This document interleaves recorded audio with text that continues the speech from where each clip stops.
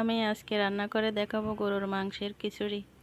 কড়াইয়ে গোল চামচে 2 চামচ ঘি দেব। এক বাটি পেঁয়াজ কুচি 25টা কাঁচামরিচ দেব। একটু নেড়ে দেব। 2 টেবিল চামচ লবণ দেব। পেঁয়াজ বাদামি হয়ে এলে গোল চামচে 1 চামচ পেঁয়াজ বাটা দেব। গোল চামচে 1 চামচ আদা বাটা দেব। গোল চামচে 1 চামচ রসুন বাটা দেব। 1 টেবিল চামচ জিরা গুঁড়া দেব। 2 টেবিল চামচ লাল মরিচ গুঁড়া দেব। 2 টেবিল চামচ ধনে গুঁড়া দেব। 1 চা চামচ গরম মশলার গুঁড়া দেব। 1 টেবিল চামচ কালো গোলমরিচ গুঁড়া দেব। 2 চা চামচ হলুদ গুঁড়া দেব। 2 বাটি পানি দিয়ে মশলাটা কষিয়ে নেব।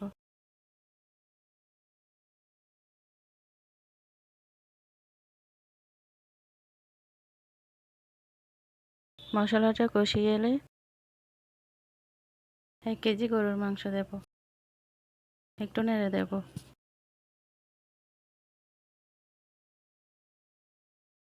মাংস দেওয়ার 25 মিনিট পর 30 মিনিট ভিজিয়ে রাখা 250 গ্রাম মসুর ডাল 500 গ্রাম পোলাও চাউল দেব। একটু নেড়ে দেব। 5 মিনিট পর 4 মগ পানি দেব।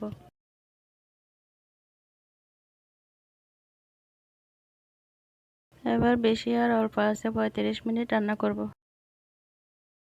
একটু নেড়ে দেব।